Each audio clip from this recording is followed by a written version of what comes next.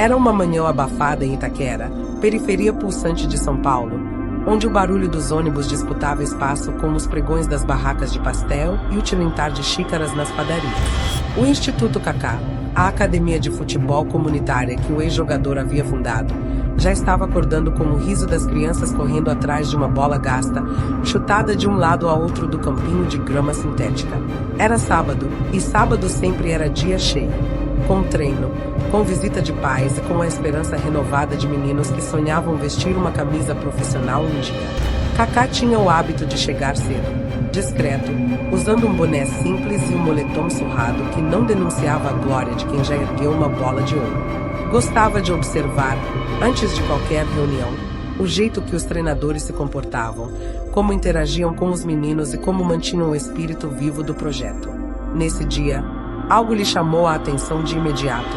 Mauro, o treinador da categoria Sub-12, entrou no campo com passos arrastados, segurando uma sacola com bolas murchas, a camisa cinza manchada de suor antigo, os olhos vermelhos de fadiga. As crianças, no entanto, não perceberam. Assim que Mauro gritou "bora, molecada", aquecimento, todas correram para a linha de cones, obedecendo às instruções com alegria. Ele, mesmo com as olheiras fundas, sorriu. Kaká reconheceu aquele sorriso. Era o de quem, apesar do peso da vida, encontrava energia na paixão pelo que fazia. Ainda assim, não conseguiu ignorar os detalhes. O tênis esportivo de Mauro tinha o solado aberto, o cadarço gasto. O apito pendurado no pescoço já não funcionava direito. Durante os primeiros 20 minutos, Mauro demonstrou dedicação. Gritava para os meninos manterem o posicionamento, corrigia a postura, explicava pacientemente a importância do passe curto antes do lançamento. Mas logo depois, quando precisou correr junto na atividade de rondó, Kaká percebeu que seu corpo dava sinais de falha. Mauro ofegava mais do que o normal, apoiava as mãos nos joelhos, respirava fundo, tossia. Fingiu normalidade, mas o olhar de Kaká, experiente em ler não apenas o jogo, mas também pessoas, captava cada detalhe. No fim do treino, as crianças correram para o bebedouro e para o lanche oferecido pelo Instituto. Pão com queijo, suco de laranja, banana. Todos se sentaram em roda, animados, mas Mauro ficou de pé, encostado na grade. Tomou apenas um copo de água e, sem se juntar à roda, guardou seus apetrechos. Em poucos minutos, já estava indo embora, apressado, quase fugindo. Kaká, intrigado, caminhou até o coordenador do instituto, Paulo, que organizava a logística do dia. "Paulo, você reparou no Mauro?", perguntou baixo. "Reparei, sim. Ele anda cansado. Às vezes pede para trocar horários, mas nunca falta. O pessoal gosta muito dele. Algum problema? Não sei. Não fala nada. Mas parece que trabalha em outra coisa, fora daqui. Já vi ele chegando de moto, com mochila de entregador." Aquela frase acendeu ainda mais a curiosidade de Kaká. Não comentou nada na hora, apenas assentiu. Mas por dentro, já estava decidido a descobrir. Naquela mesma tarde, Kaká se misturou aos moradores do bairro. Entrou em uma lanchonete pequena, pediu um café pingado e um pão na chapa. Sentou-se perto da janela, de onde tinha visão da rua. E não demorou. Viu Mauro chegar em cima de uma moto velha, com adesivos desbotados de aplicativos de entrega colados no baú traseiro. Desceu rápido, pediu um café também, e ficou verificando o celular. A tela acendeu com notificações de pedidos. Retirada na pizzaria tal. Entrega. Rua X. Mauro levantou, pagou a conta com moedas e saiu correndo, ajeitando o capacete. Kaká observou tudo em silêncio, sentindo uma mistura de tristeza e admiração. Tristeza porque sabia que Mauro não estava tendo a chance de viver com dignidade pelo trabalho que fazia com excelência no instituto. Admiração porque, mesmo com toda aquela sobrecarga, não deixava de dar o melhor às crianças. À noite, a chuva fina típica de São Paulo caiu. Kaká decidiu segui-lo mais uma vez. Pegou um carro discreto, mantendo distância, acompanhou a moto de Mauro pelas ruas cheias de buracos, entre ônibus, buzinas e o risco constante da cidade. Viu-o parar em frente a restaurantes, farmácias, sorveterias, entregando marmitex, sacolas de mercado, caixas de remédio. O relógio já passava de meia-noite quando Mauro seguiu em direção a um bairro ainda mais humilde, com ruas de terra batida e becos estreitos. Ali, estacionou a moto diante de uma casinha de alvenaria mal pintada, com telhado de zinco, janelas quebradas e infiltrações visíveis. Mauro apagou as luzes, empurrou o portão enferrujado e entrou. Cacá, estacionado na esquina, observou de longe. Viu a figura de uma senhora idosa, provavelmente mãe, mexendo em uma massa de pastel sobre a mesa. Uma mulher jovem, costurando com uma máquina barulhenta, devia ser a esposa. E uma menina pequena, tossindo leve, sentada num banquinho com um caderno no colo. O interior era escuro, iluminado por uma lâmpada fraca. Mauro chegou cansado, mas beijou a filha com carinho, abraçou a esposa e foi ajudar a enrolar os pastéis. Depois, pegou um caderno cheio de anotações, planos de treino, desenhos de campo, e ficou escrevendo, enquanto lutava contra o sono. Cacá sentiu um aperto no coração. Aquele treinador, que para todos parecia apenas um profissional simples do instituto, carregava um fardo imenso. Trabalhava em 2, 3 empregos, sustentava mãe, esposa e filha, e ainda encontrava forças para dar atenção a dezenas de meninos no campo.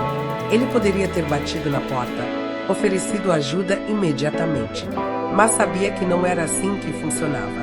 Orgulho, dignidade e respeito pesam muito na cultura brasileira, especialmente entre os que mais sofrem.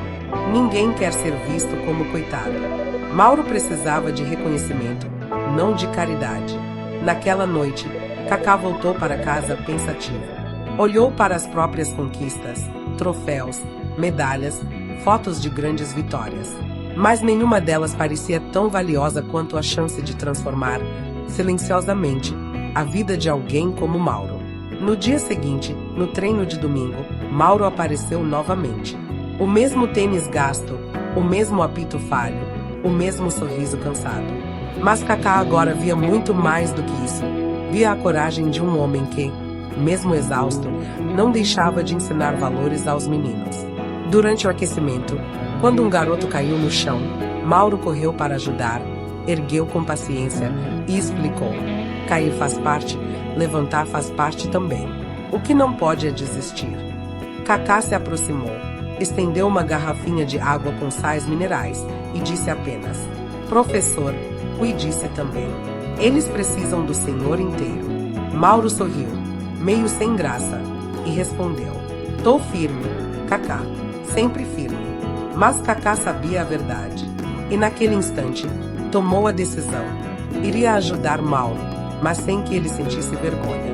Iria levantar aquele homem como se ergue um companheiro de time dentro de campo, discretamente, para que continuasse a jogar sua partida da vida com dignidade. Assim se fechava o primeiro capítulo dessa história, com o ex-jogador consagrado enxergando, por trás da bola, a luta silenciosa de um treinador humilde. Uma luta que ele não poderia mais ignorar. O sol começava a se pôr sobre São Paulo, tingindo de laranja os telhados de zinco e o emaranhado de fios elétricos que cruzavam o bairro humilde de Itaquera. A vida seguia seu ritmo apressado, entre buzinas de ônibus lotados, rádios tocando sertanejo nas biroscas e o vai-e-vem incessante de trabalhadores voltando para casa. Era uma paisagem que, para muitos, significava apenas mais um canto esquecido da cidade, mas para Mauro era o palco da batalha diária pela sobrevivência. No Instituto Cacá, o treino da tarde havia terminado. As crianças iam alto, chutando a bola até o último minuto antes de irem embora. Mauro, como sempre, foi o último a deixar o campo. Guardou as bolas, fechou o armário dos coletes, trancou a pequena sala de materiais. Com passos pesados, atravessou o portão. Carregava uma mochila simples, já gasta pelo tempo. O rosto suado denunciava não apenas o esforço físico, mas a luta invisível que travava para manter-se de pé. Cacá, do outro lado da rua, esperava dentro de um carro discreto. Não queria que ninguém percebesse sua vigilância.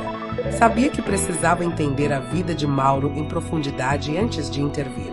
Observou o treinador subir na moto, ajeitar o capacete arranhado e partir veloz pelas avenidas. Decidiu segui-lo, mantendo distância. A primeira parada foi em uma pizzaria movimentada da Zona Leste.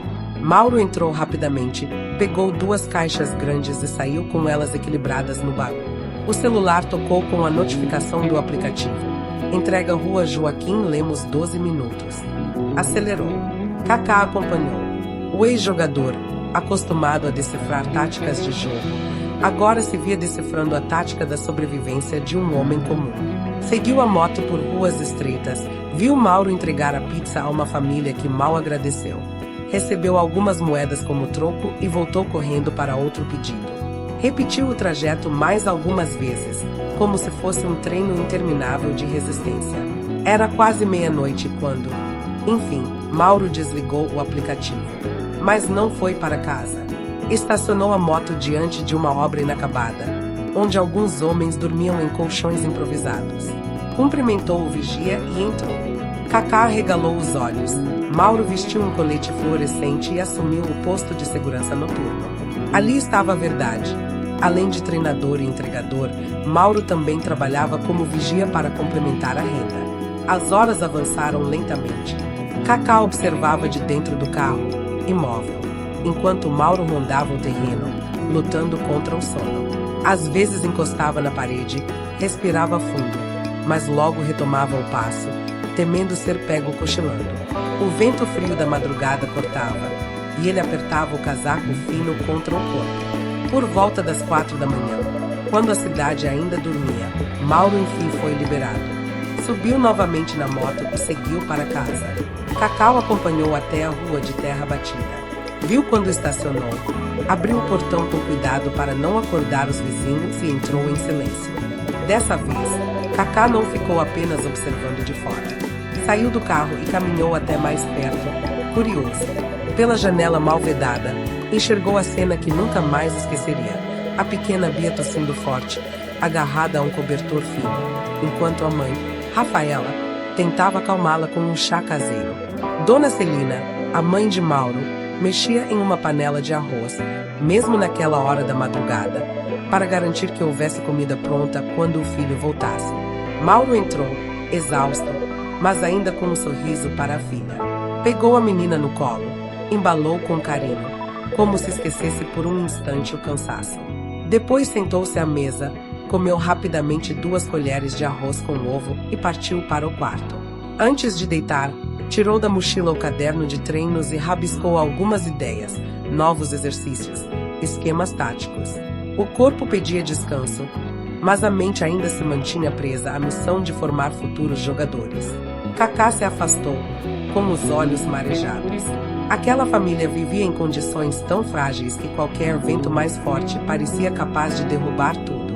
Mas o que mais o impressionava não era a precariedade. Era a dignidade silenciosa com que todos enfrentavam a vida. No domingo, após a missa da manhã na pequena paróquia do bairro, Kaká decidiu visitar discretamente a feira local. Entre barracas de pastel e caldo de cana, reencontrou Dona Celina, vendendo bandejas de salgados fritos. A idosa sorria para os clientes, oferecendo com voz firme: pastel quentinho, 2 por 5. Aproveita, moço. Kaká comprou alguns, elogiou e puxou conversa. A senhora trabalha há muito tempo aqui? Desde que o Mauro era pequeno. Sempre batalhando. Agora é para ajudar a cuidar da casa e da netinha. A naturalidade com que falava da luta diária fez Kaká sentir um nó na garganta. Não revelou quem era, apenas agradeceu e se despediu. Mas saiu dali ainda mais convicto de que precisava agir.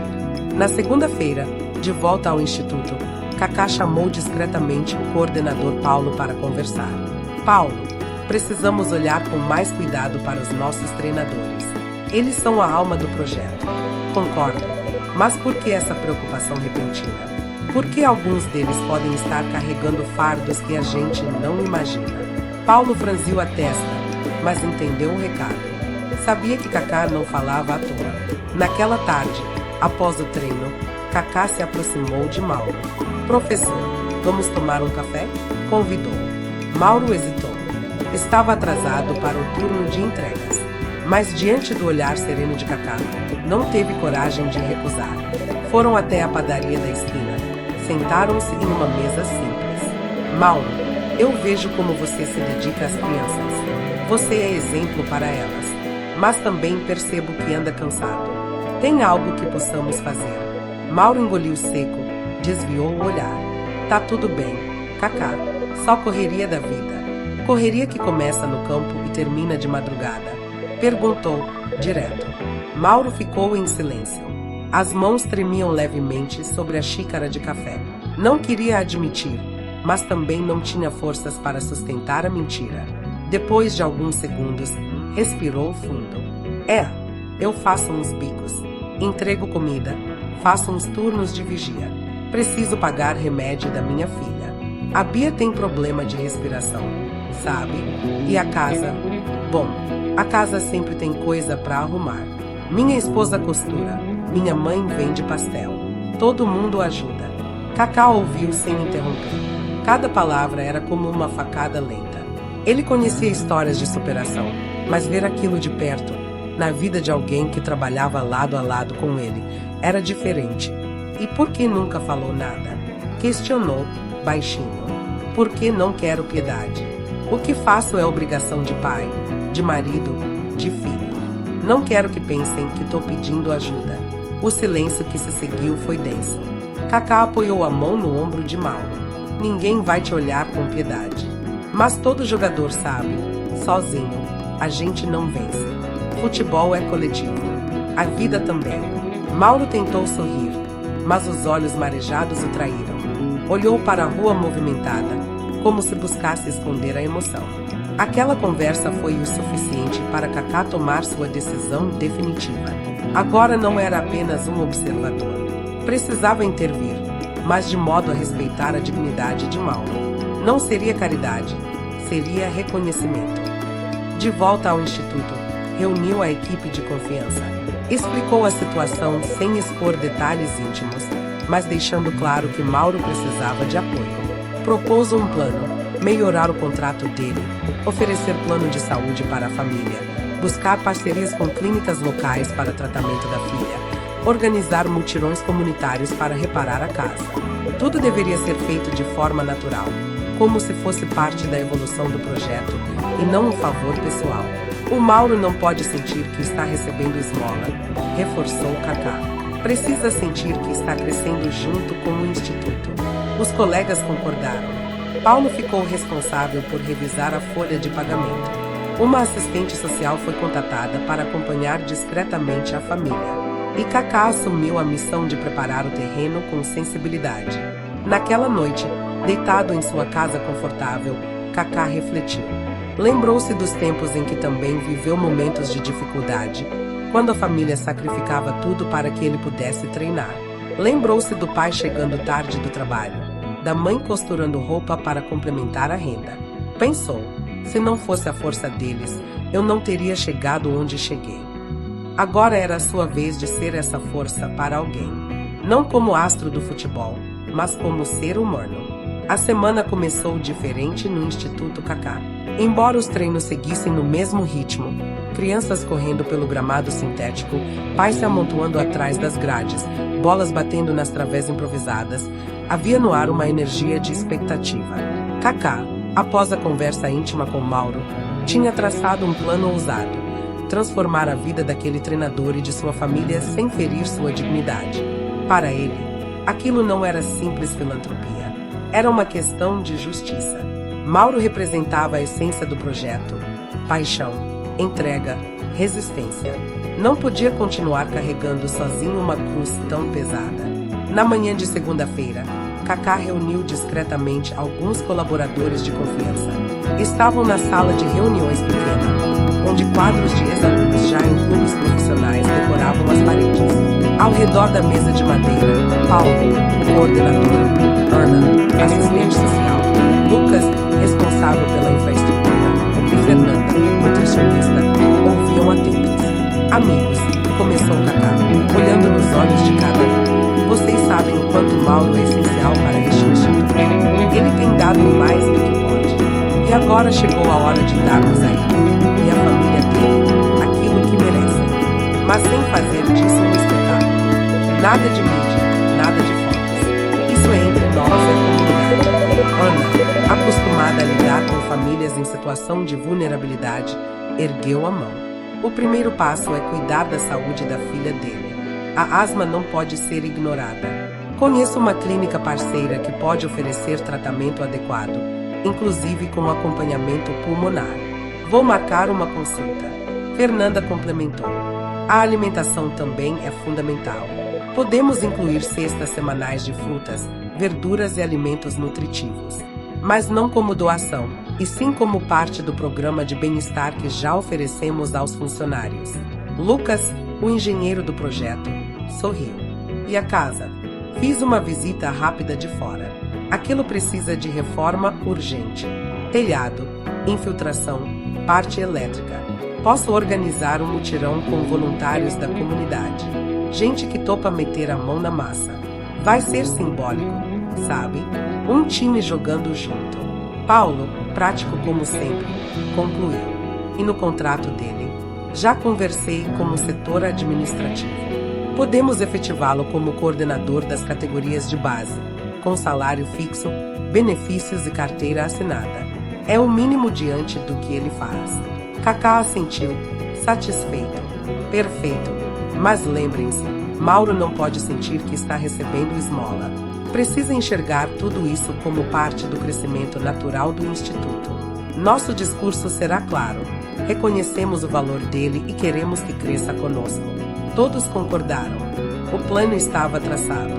Na terça-feira, o primeiro movimento aconteceu. Ana foi até a casa de Mauro sob o pretexto de aplicar um questionário geral sobre os funcionários. Dona Celina recebeu a assistente social com café coado e bolos simples de fubá. Rafaela, a esposa, mostrou a máquina de costura que rangia a cada ponto. Bia, a filha, tossia baixinho enquanto desenhava com lápis de cor já pequenos. Ana observava tudo com atenção profissional, mas também com coração. Ao final, disse: temos um programa de apoio à saúde para as famílias do Instituto. Quero que vocês participem. A Bia terá atendimento gratuito na clínica parceira. É direito de vocês. Rafaela ficou com os olhos marejados. Mas a gente não tem dinheiro. Não é caridade, respondeu Ana com firmeza. É benefício. Vocês fazem parte da família do Instituto. Mauro, que chegava nesse momento com o uniforme suado das entregas, ouviu a conversa. Olhou desconfiado, mas Ana manteve o tom profissional. Ele, mesmo sem jeito, aceitou. Sabia que não podia recusar ajuda para a filha. Na quinta-feira, foi a vez do mutirão. Lucas convocou pedreiros, eletricistas e voluntários da própria comunidade. Chegaram cedo, com ferramentas, latas de tinta, telhas novas. As crianças do instituto também apareceram, curiosas. Alguns pais ajudaram a carregar sacos de cimento. O barulho de martelos e serras tomou conta da rua. Mauro, surpreso, tentou protestar. Gente, não precisa, vocês não têm obrigação. Lucas respondeu com naturalidade. É uma iniciativa do Instituto, Mauro. Todas as casas de treinadores vão passar por melhorias. A sua é a primeira. É parte do nosso programa de qualidade de vida. Era uma meia-verdade, mas Mauro acreditou. Ficou emocionado ao ver paredes ganhando nova pintura, infiltrações sendo consertadas, telhado reforçado. Rafaela chorava em silêncio, apertando as mãos calejadas. Dona Celina oferecia café e pão com manteiga aos voluntários. A pequena Bia, encantada, corria pela casa, exclamando: mamãe, não vai pingar mais água do teto quando chover. A cena parecia uma festa. Música sertaneja tocava em uma caixa de som improvisada. Vizinhos apareciam para ajudar, risadas enchiam o ar. Era como se a comunidade inteira tivesse decidido reescrever a história daquela família. Kaká chegou discretamente, de boné baixo, e trabalhou como qualquer outro. Pegou o pincel, passou tinta, carregou madeira. Ninguém o tratou como estrela. Ali, era apenas Ricardo, mais um voluntário. Enquanto isso, Paulo cuidava da parte burocrática. Preparou o novo contrato de Mauro, elevando seu cargo para coordenador das categorias Sub-12 e Sub-14. O salário dobrava, havia plano de saúde familiar, vale alimentação e estabilidade. Quando entregou o documento, Mauro ficou atônito. Mas eu não pedi isso. Não precisa pedir, respondeu Paulo. É reconhecimento pelo trabalho que você já faz. O instituto precisa de você em tempo integral.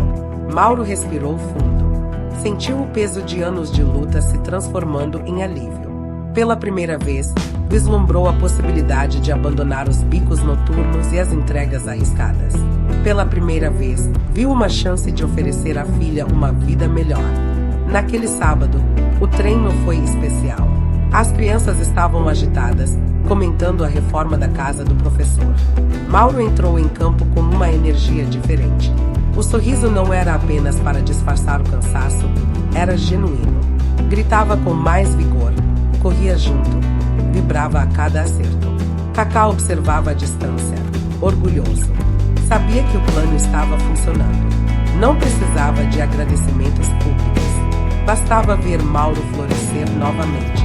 No intervalo, Bia apareceu no campo, trazida pela mãe. Estava mais corada, com a respiração aliviada após as primeiras consultas e medicação. Correu até o pai, abraçou suas pernas e disse alto, para todos ouvirem: Papai, não vai mais trabalhar de madrugada, né? Agora você pode dormir comigo. O silêncio tomou conta do campo. Mauro se ajoelhou, abraçou a filha e não conteve as lágrimas. As crianças olharam com respeito, os pais se comoveram. Kaká virou o rosto discretamente, para esconder a emoção. À noite, Mauro reuniu a família na sala da casa reformada.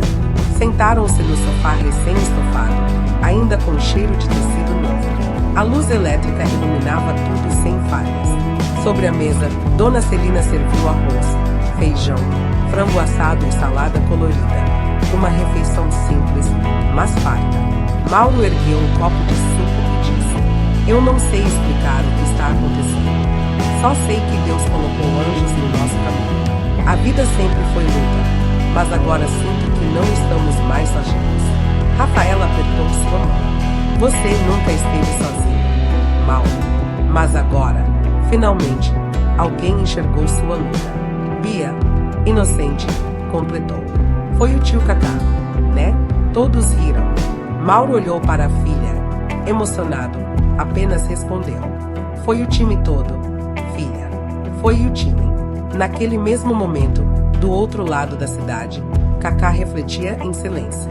Estava em seu quarto, cercado de memórias de uma carreira gloriosa.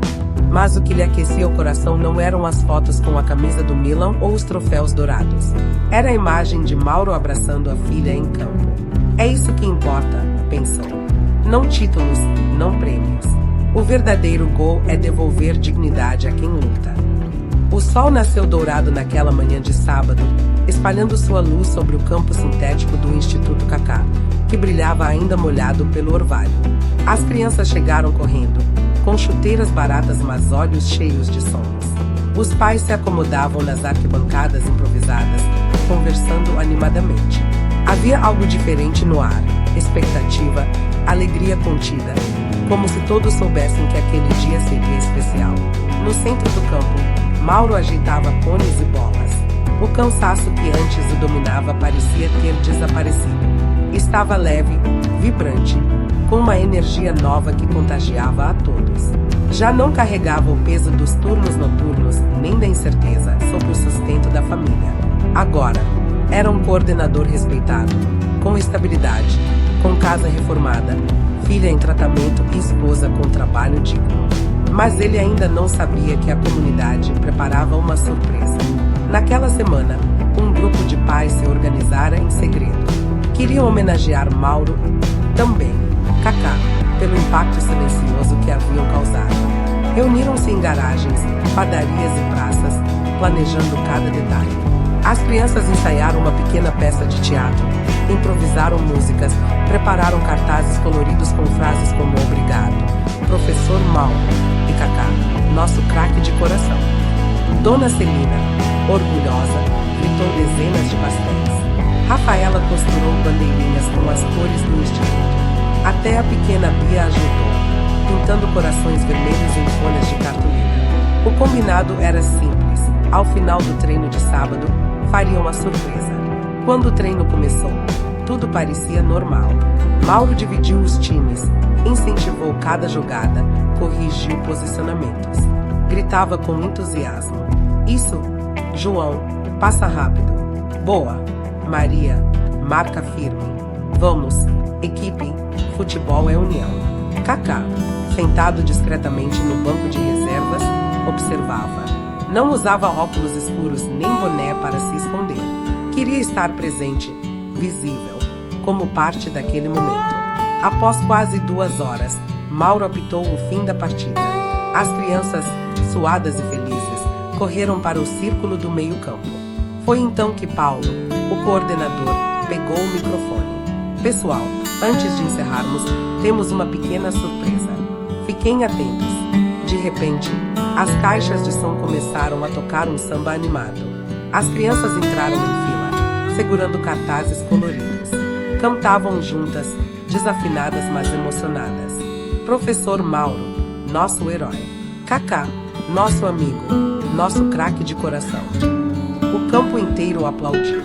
Mauro ficou sem reação. Olhou para os lados, confuso, até perceber que todos os olhares estavam sobre ele. O que é isso, gente? Murmurou, já com lágrimas escorrendo. As crianças começaram a encenar uma pequena peça.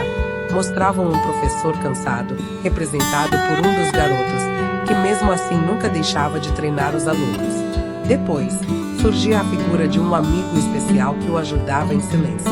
Ao final, todos se abraçavam e levantavam uma bola para o céu. O público explodiu em palmas. Mauro não conseguiu segurar a emoção. Ajoelhou-se no gramado, abraçou a filha que correu em sua direção e chorou como há muito tempo não chorava. Rafaela e Dona Celina vieram logo depois, formando um círculo apertado de carinho. Kaká se levantou, caminhou até eles e colocou a mão no ombro de Mauro.